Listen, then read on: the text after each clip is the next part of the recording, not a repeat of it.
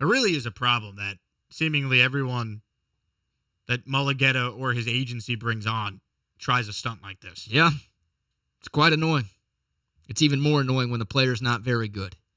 It's a guy like Deshaun Watson doing this. We were talking about this during the break, okay? Superstar quarterback, whatever. Superstar players get different type of treatment. You've got a number 2 corner on the worst team in football the last couple of years complaining. That's a little bit annoying. I understand it if it bothers you as a Texans fan. Speaking of the Texans, BK, which Houston athlete has the best chance to win Rookie of the Year? And we'll go across Houston sports here. It doesn't just have to be C.J. Stroud or Will Anderson. It could also be the 2 new Rockets, Amen Thompson and Cam Whitmore, who got selected in the first round last week and already underway. Hunter Brown, certainly in the mix for Rookie of the Year in the American League. So each Houston team here is represented from the Big 3. Place your bets. We got the odds up.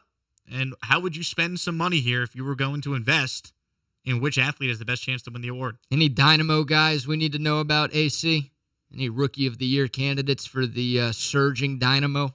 They lost their last game to your Broccoli boys up from Austin, but we do not have any rookies on the team that are all that noteworthy. I said Big 3. I thought they were Austin FC. I didn't realize they were the Austin Broccoli boys. It's just their logo. It looks like a little stalk of broccoli. And that was Talking Soccer on the Wheelhouse. Of the Big 3. Okay. Yeah, the Comets don't exist anymore. So I got some odds from FanDuel if this will help. Yeah, all right. All right. Hunter Brown, plus 1,000. C.J. Stroud, plus 900. Will Anderson, plus 400.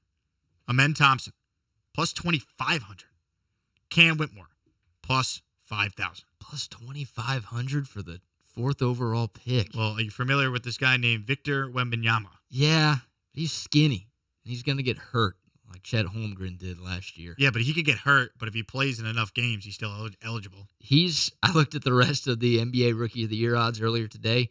He is minus odds to win that award. I don't know if I've ever seen that before. You almost have to bet on the other guys. Yeah. Because, as you said, what if he does get hurt? Like Chet Holmgren didn't play at all last year. He suffered an injury before the year started. I think Wemby's like minus 170 right now to be the NBA Rookie of the Year. And like you said, if he plays, he's going to win the award. But, God, that's such a ridiculous bet. And such ridiculous odds. And I wish that guy was here. I hate to be lame, but I'm going to be lame. Will Anderson's got to be the pick, right? Like, he's the favorite to win the NFL's Defensive Rookie of the Year. And he's really good. I mean, he was the highest defensive player drafted this year. He's going to start right away. He's in a good situation from a coaching standpoint. He's in a good situation from a lack of competition at his position standpoint. So he's going to be able to get a ton of playing time early and often throughout his rookie year. It's got to be Will Anderson. Not to say that none of the other guys don't have a chance to at least be in the conversation for Rookie of the Year. Hell, Hunter Brown is already in the conversation right now. He's pretty much midway through his rookie year, and he's very much in the mix to win that award in the American League. But I think the odds are right on this one. Like, Will Anderson should be the favorite to win Defensive Rookie of the Year in the NFL, and he should be the favorite amongst all the great rookies that we have here in Houston to win any of these awards. I agree with you. It's not sexy to say, the favorite. But let's consider a couple factors here. The hype for Anderson, what it is coming out, the team he's going to, so he's going to get a lot of spotlight on him. The coach he's going to should be able to utilize him. And I just think when you look at the history of the AP Defensive Rookie of the Year award in the NFL, it typically does lean towards edge rushers. I know Sauce Gardner was a corner this past year, but let's go back the last couple of years, BK. Micah Parsons, pass rusher. Chase Young, pass rusher. Nick Bosa, pass rusher. You had Shaquille Leonard, who was a linebacker, but he did have a lot of sacks that year. He was kind of all over the field. Who? What was he called in 2018? Darius Leonard? Darius Leonard, yeah. Yeah, oh yeah, the guy who was good at football. Shaquille Leonard sucks. Darius was really good. Marshawn Lattimore was a corner in 17. Joey Bosa in 16, edge rusher. Marcus Peters, corner in 15. Then you had Aaron Donald in 14. Sheldon Richardson in 13. Those are both defensive tackles. So, that's over the last decade. There's some corners mixed in there, but for the most part, I'd say it's 70%, 75% edge rushers. So I think you factor that in as well. I think Will Anderson is the safest bet here. You're not going to make the most money on this bet, obviously, but you still could turn a $100 investment in Will Anderson into $400 if he does win that award. Yeah, I do feel like it's the safest bet out of all of these, and I kind of feel like it's a relatively safe bet. Honestly, I feel like you're getting decent odds considering my expectations with Will Anderson in his first year. To me, he was the best defensive player in the draft. I was saying that even before the Jalen Carter off the field stuff came about a couple of months ago. I'm a huge fan of Will Anderson's game. So, yeah, I mean, to me, he makes the most sense. You know, I looked at Hunter Brown, right? Like some people would probably go with Hunter Brown because, well, he's already played half a year and he's looked very, very good. And once again, he's in the conversation right now to be the American League Rookie of the Year. And you can make an argument that he should be the AL Rookie of the Year right now. But he's got a lot of competition. A lot of competition. Yeah, like I looked at the rest of the odds for MLB Rookie of the Year awards right now, and Hunter Brown is fourth in the American League. Like Josh Young in Arlington is having a great season. Masataka Yoshida in Boston, who, it's funny, he doesn't think he should be up for Rookie of the Year. He thinks it's BS, which is awesome because he played professionally overseas for a number of years, and he's like, yeah, it's not really fair for me to be up for this award. Well, it doesn't matter what he thinks. He's right, and this was my biggest issue with Ichiro when he joined baseball in 2001, winning MVP and Rookie of the Year. Yeah. He was not a rookie.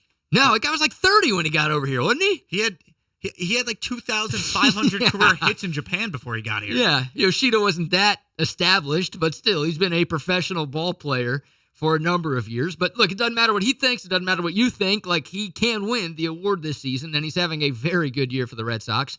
And then Gunnar Henderson in Baltimore has better odds than Hunter Brown. And Baltimore's obviously been one of the best stories in Major League Baseball this season. So as good as Hunter Brown has been, and yeah, the fact that we've already seen him should give him a leg up on some of the other guys. He just has, I think, more competition, you could argue. Maybe not than Amen Thompson or Cam Whitmore because they're going up against freaking Wembanyama. But when you look at the guys the Texans are going up against, I think Hunter Brown's got a tougher task to win that award. So, look, if he keeps pitching the way that he's pitching, maybe the other guys cool off a little bit. Obviously, if the Astros figure some things out in the second half and Hunter Brown's a big part of their turnaround and boom, this team goes on to win the American League West, then all right, yeah, Hunter Brown's got a damn good shot to win that award. But it's tough for me to pick him over Will Anderson. Hell, I think C.J. Stroud's got a better shot to win Rookie of the Year in the NFL than I think Hunter Brown does in Major League Baseball. It's because he's a quarterback. Quarterbacks win those awards a lot. There is good competition. I understand that, but I don't think the competition for Stroud is going to be as good as it is right now for Hunter Brown. So I'd probably go Anderson 1, Stroud 2, and then Hunter Brown 3, and then put the Rockets 4-5 just because of what they're going up against. You might as well put a flyer, though, on Cam Whitmore at plus 5,000.